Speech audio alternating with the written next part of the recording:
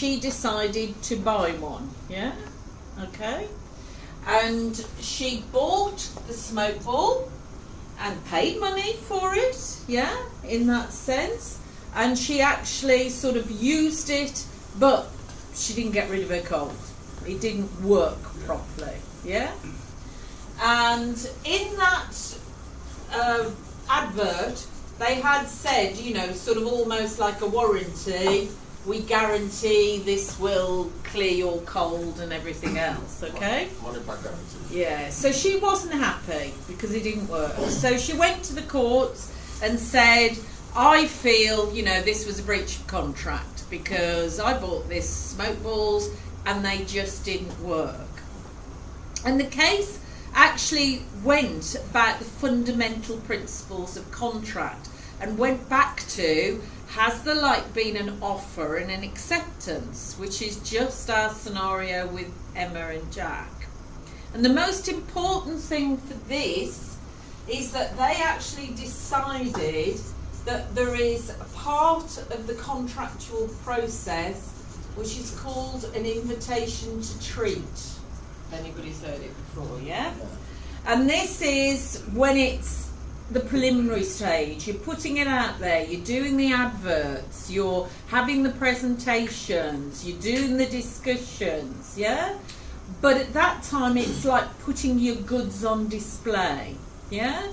So another example would be when you walk around a retail shop, yeah?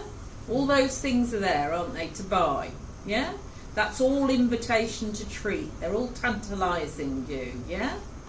They were saying that actually, in that scenario, an offer and acceptance is not concluded until when, do you think, in a shop? When would you conclude? Because that's the same contract as anybody else. No. When you're at the cash till. Yes. Yeah. That is actually all that bit before is invitation to treat. They're just tantalising you with the goods, yeah? So I mean, hers was about the particular warranty. She actually lost the case because it was about, you know, sort of, could she enforce what was in this advert? And they felt that that did not meet the criteria of a proper contract. You know what I mean?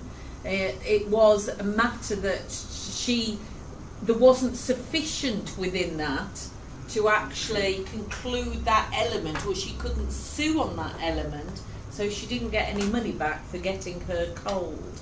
But it did do this principle, first of all, that you've got to really define what's in contractual terms, but there is a stage before the offer and acceptance. There can be this invitation to treat state where the goods are on display, somebody's making the presentation, somebody's, you know, sort of in a shop, they're all around, and the contract is not concluded. And if you go to shops, a lot here now, they say, do you want your receipt?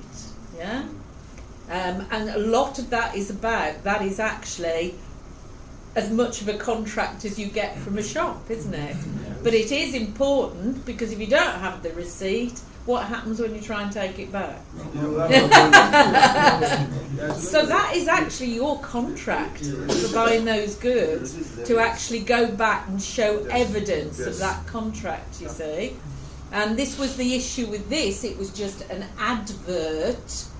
And they said a lot about in adverts that really, you know, adverts can say lots of things. It's actually what is defined in the contract.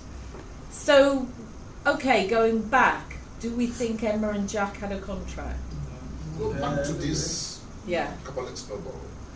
Sorry? Back to this Catholic Yeah. snowball. I wonder the basis from which the lady would have lost the case. You know, because if there was an advert... Yeah.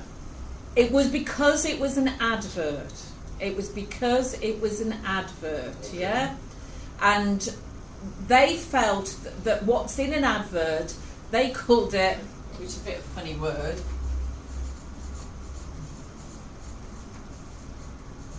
advertising puff.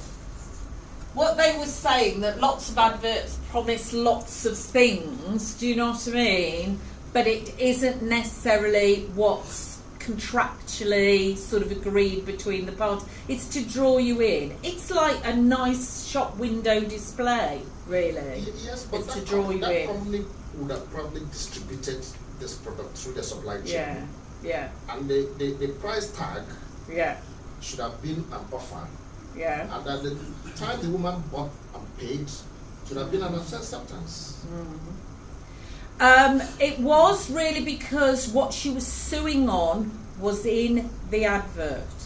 Okay. Based on the advert. Just on the advert. If he had sent her a contract, if he in the box had put warranty after she'd paid, you know what I mean, like your till receipt for your goods in the shop, if he say you have paid for these smoke balls and this is our warranty, no worries. She would have won hands down, yeah?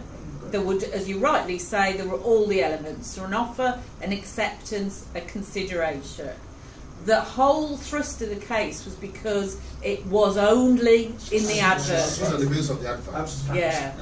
And the advert, that's where they said, now, is an advert an offer? Is it a genuine offer? Is it a contractual sort of part of the process? And they felt, and they defined that like goods displayed in shops and adverts for things, presentations, conversations like Emma and Jack had, those are all invitations to treat.